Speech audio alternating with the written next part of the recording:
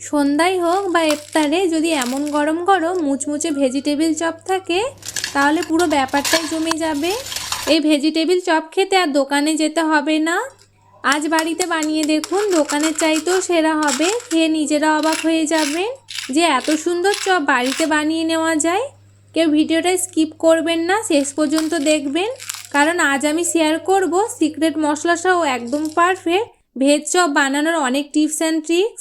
এই টিপসগুলো জানলে আপনারাও খুব সহজে অল্প উপকরণে একদম দোকানের মতো মুচমুচে ভেজিটেবিল চপ বানিয়ে নিতে পারবেন। আসসালামু আলাইকুম এভরিওয়ান, ওয়েলকাম টু রান্নাঘরের জাদু ডব্লুবি।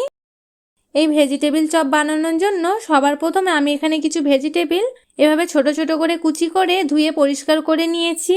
যেমন দুটো মিডিয়াম সাইজের গাজর কুচি করে নিয়েছি, একটা মাঝারি সাইজের বিটও কুচি করে নিয়েছি, আর কিছুটা পরিমাণে ফুলকপিকে এভাবে ছোট ছোট করে কুচি করে নিয়েছি। কিছুটা মটরশুঁটিও নিয়েছি। আপনারা চাইলে আপনাদের পছন্দ মতো সবজিটাও নিয়ে নিতে পারেন। অবশ্যই কিন্তু সবজিগুলো এভাবে ছোট ছোট করে কুচি করে নিতে হবে, এতে চপের মধ্যে ফিলিংটা খুবই মসৃণ হবে আর চপ ভাঙবেও না। এবার এই চপের জন্য একটা সিক্রেট মশলা আমি রেডি করে নেব।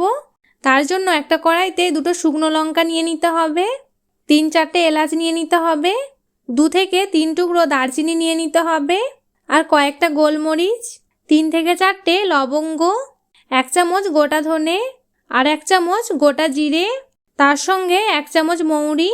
এবার গ্যাসের ফ্লেমটা অন করে মশলাগুলো খুব ভালোভাবে ভেজে নিতে হবে। খুব একটা বেশি ভাজা যাবে না, হালকা করেই ভেজে নিতে হবে মিডিয়াম আঁচে রেখে। মশলাগুলো পুড়ে গেলে কিন্তু চপের মধ্যে টেস্টটা ভালো আসবে না। এখানে খুব ভালোভাবে ভাজা হয়ে গেছে, এবার আমি নামিয়ে নেব। আর নামিয়ে একটু ঠান্ডা করে নিয়ে গুঁড়ো করে নিতে হবে। এটা যতক্ষণে ঠান্ডা হচ্ছে আমি এদিকে একটা কড়া বসিয়ে দিলাম। কিছুটা পরিমাণে সর্ষের তেল নিয়ে নেব। তেলটা এবার হালকা গরম করে নিতে হবে। হালকা গরম হয়ে গেলে কিছুটা পরিমাণে কাঁচা বাদাম এবার আমি এই তেলের মধ্যে দিয়ে দেব। দিয়ে নেড়েচেড়ে একটু লাল লাল করে ভেজে নেব বাদামগুলো। 1 থেকে 2 মিনিটের মধ্যেই দেখুন খুব সুন্দরভাবে বাদামগুলো ভাজা হয়ে গেছে। এবার আমি তেল ঝরিয়ে তুলে নেব। এবার এই ভেজিটেবিল চপের পুরটা বানিয়ে নেব। তার জন্য ওই সেম তেলের মধ্যে 1/2 চামচ 5 ফোড়ন নিয়ে নেব, 1 থেকে 2টো শুকনো লঙ্কা নিয়ে নিতে হবে, একটা তেজপাতা, কিছুটা পরিমাণে আদা আর কাঁচা লঙ্কা থেতো করে নিয়েছি। এবার এই তেলের মধ্যে দিয়ে দিতে হবে।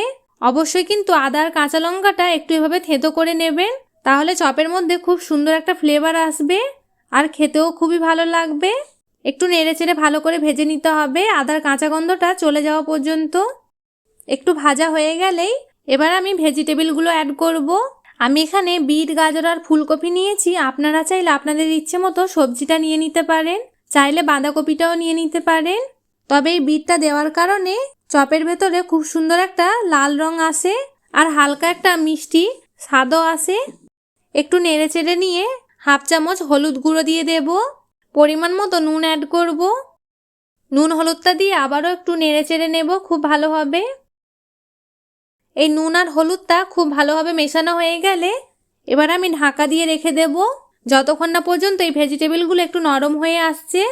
আর ততক্ষণে এদিকে আমি মশলাটাও গুঁড়ো করে নিয়েছি। দেখুন ঠিক এভাবে গুঁড়ো করে নিতে হবে, খুব বেশি একটা মিহি করে গুঁড়ো করা যাবে না, একটু এভাবে দানা দানা থাকবে।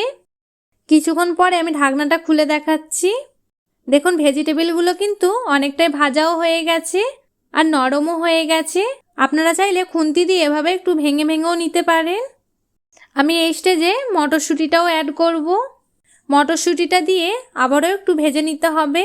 একটু ভাজা হয়ে গেলেই বাইন্ডিংয়ের জন্য একটা মিডিয়াম সাইজের আলু আমি এভাবে সিদ্ধ করে নিয়েছি।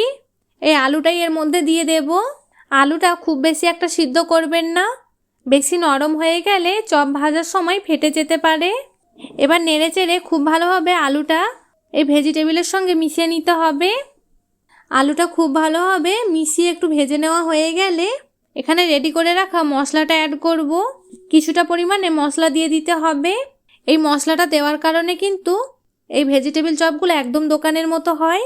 এবার ওপর থেকে কিছুটা পরিমাণে ধনেপাতা কুচি করে নিয়েছি, এটাই দিয়ে দেব। অল্প পরিমাণে চিনিও অ্যাড করব।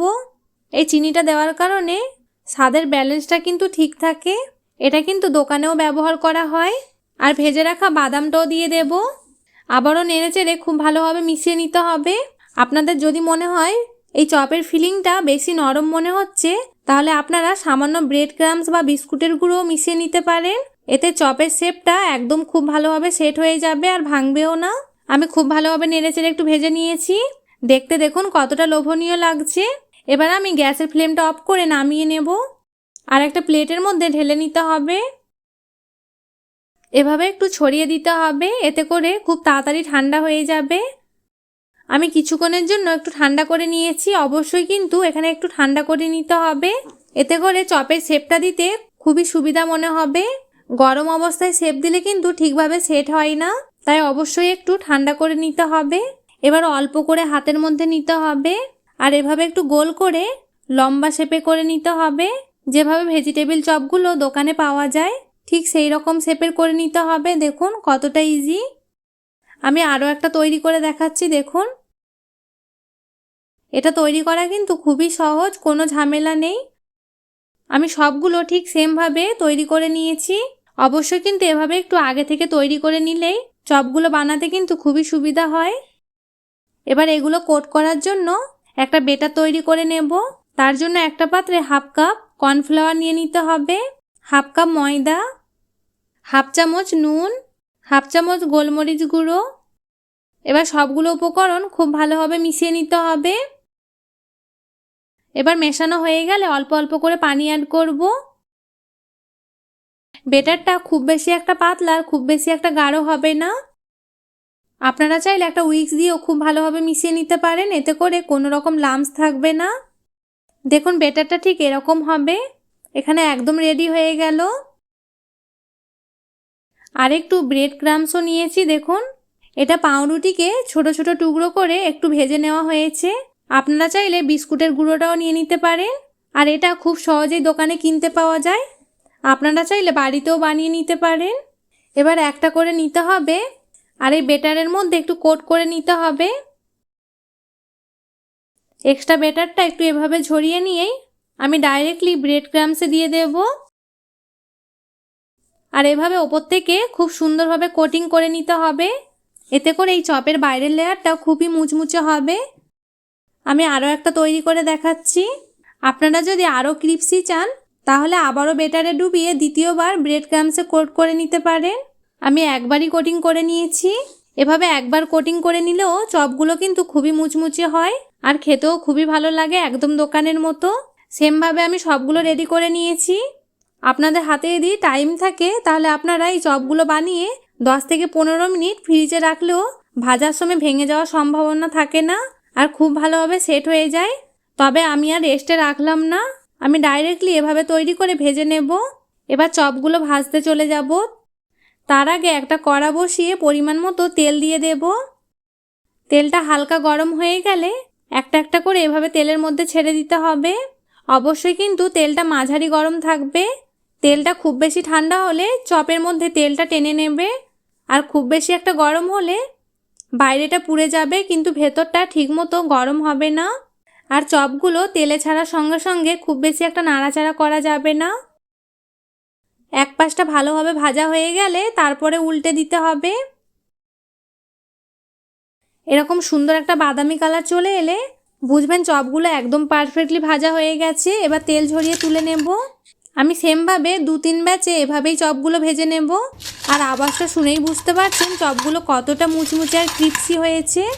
একটু খেতে ভালো লাগার জন্য আমি ওপর থেকে এভাবে একটু বিট নুন ছড়িয়ে দিলাম। এখানে চপগুলো কিন্তু একদম রেডি হয়ে গেল। আপনারা টমেটো সস, পেঁয়াজ বা লেবুর সঙ্গে পরিবেশন করতে পারেন, খেতে কিন্তু খুব ভালো লাগে। দেখুন আমি একটা দেখিয়েও দিচ্ছি কতটা ক্রিপসি হয়েছে।